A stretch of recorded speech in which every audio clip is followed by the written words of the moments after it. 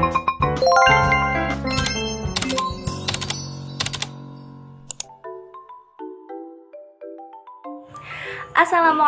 warahmatullahi wabarakatuh.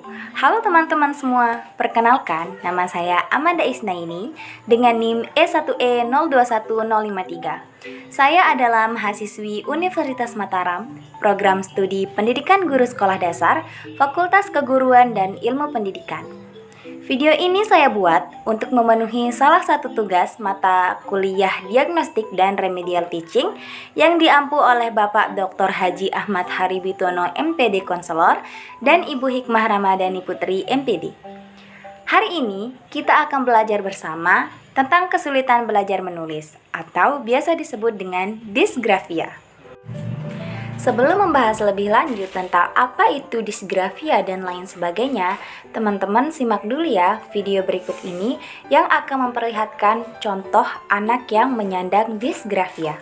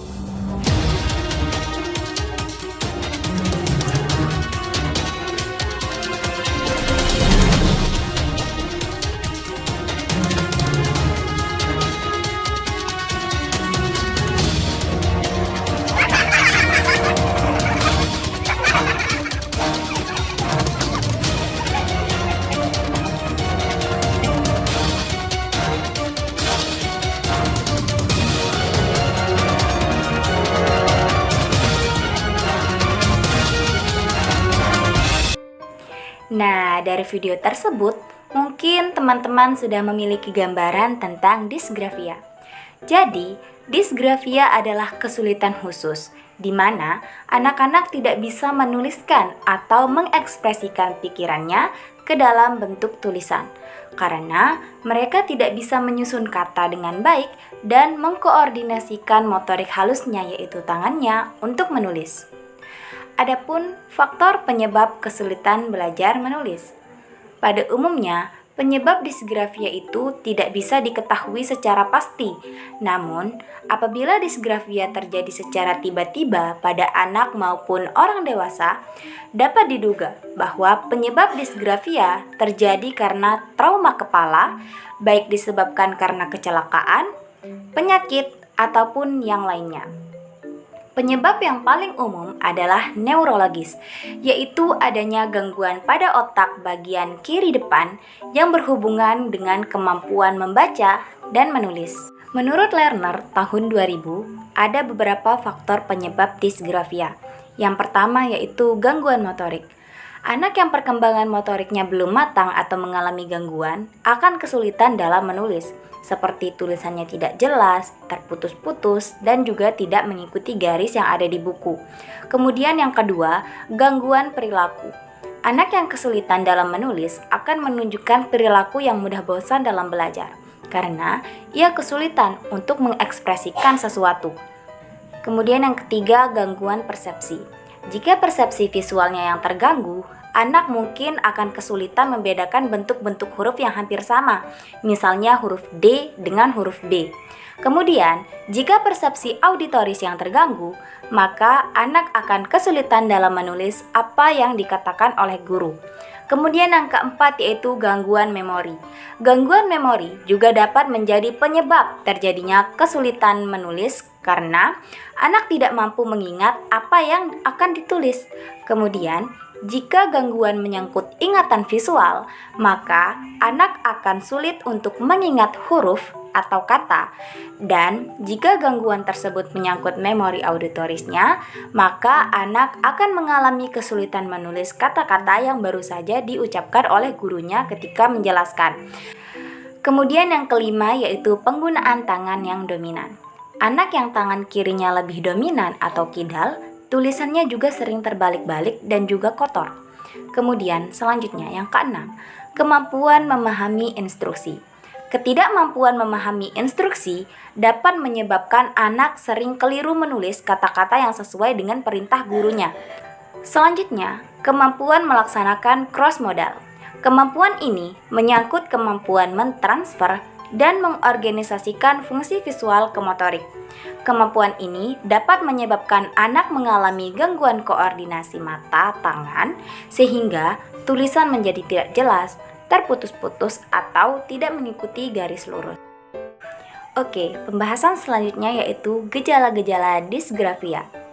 Gejala pada anak disgrafia bisa muncul sebagian ataupun seluruhnya.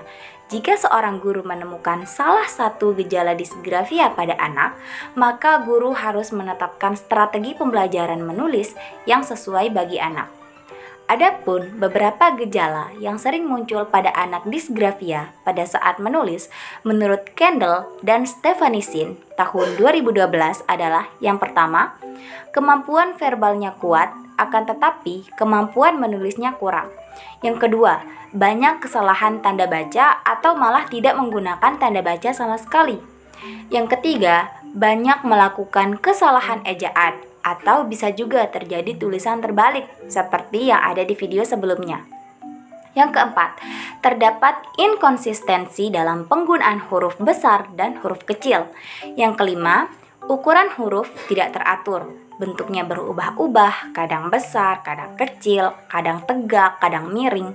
Kemudian yang keenam yaitu terjadi unfinished atau penghilangan huruf atau kata. Selanjutnya yaitu terjadi ketidakkonsistensian dalam penggunaan halaman, spasi antar kata, antar huruf, dan juga penggunaan marginnya. Kemudian yang kedelapan, ada kesalahan dalam memegang pensil. Yang kesembilan, berbicara dengan diri sendiri di saat menulis. Dan yang terakhir yaitu ketika menulis atau menyalin sangat lambat. Setelah mengetahui gejala-gejala disgrafia, selanjutnya kita akan mempelajari tentang langkah-langkah penanganan disgrafia. Sebelum itu, kita harus mengetahui terlebih dahulu teori pendampingan, yaitu teori konstruksi sosial Vygotsky yang memiliki 3 asumsi yang mengatakan 1. Kemampuan kognitif anak dapat dipahami hanya ketika mereka mampu menganalisa dan juga menginterpretasikan sesuatu. Kemudian yang kedua, kemampuan kognitif anak dimediasi oleh penggunaan bahasa atau kata-kata sebagai alat untuk mentransformasi dan memfasilitasi aktivitas mental. Dan yang ketiga, kemampuan kognitif berkaitan dengan hubungan sosial dan latar belakang sosial budaya. Nah, berdasarkan asumsi-asumsi tersebut, Vygotsky mengemukakan 3 konsep belajar, yaitu yang pertama, Zone of Proximal Development atau ZPD, yaitu suatu wilayah antara level terendah. Nah, level terendah ini maksudnya yaitu kemampuan yang dapat diraih anak jika tanpa bimbingan, hingga level tertinggi. Nah, level tertinggi itu yaitu kemampuan yang dapat diraih anak jika dengan bimbingan. Yang terakhir yaitu Language and Thought. Vygotsky mempercayai bahwa bahasa tidak hanya untuk berkomunikasi sosial, akan tetapi juga untuk merencanakan dan memonitor perilaku mereka dengan caranya sendiri yang dinamakan pembicaraan batin atau inner speech. Pengaplikasian teori Vygotsky dapat digunakan guru dan orang tua untuk membantu anak yang mengalami disgrafia. Langkah-langkah yang dilakukan yaitu mengidentifikasi masalah disgrafia yang terdiri dari 1. Masalah penggunaan huruf kapital. Misalnya, dalam satu kata, siswa menggabungkan huruf besar dan huruf kecil. Yang kedua, ketidakkonsistensian bentuk huruf. Yang ketiga, alur yang tidak stabil, seperti tulisannya naik turun. Yang keempat, ukuran dan bentuk huruf tidak konsisten. Setelah itu, setelah mengidentifikasi, barulah kita menentukan ZPD pada masing-masing masalah tersebut. Yang pertama, ZPD untuk kesalahan penggunaan huruf kapital. Yang kedua, ZPD untuk ketidakkonsistensian bentuk huruf. Yang ketiga, ZPD untuk ketidakkonsistensian ukuran huruf. Dan yang keempat yaitu ZPD untuk ketidakstabilan alur tulisan.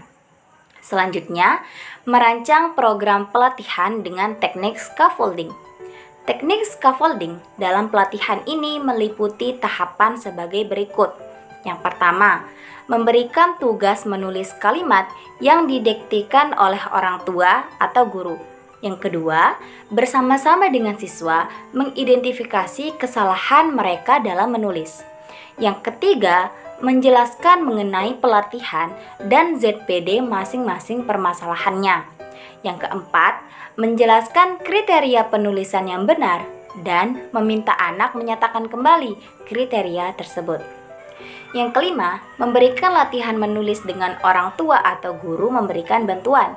Kemudian, selanjutnya menganalisis hasil pekerjaan siswa bersama-sama dengan anak. Yang ketujuh, memberikan latihan menulis dengan mengurangi bantuan terbatas pada kesalahan yang banyak dilakukan anak. Yang kedelapan, mengevaluasi hasil pekerjaan bersama-sama dengan anak.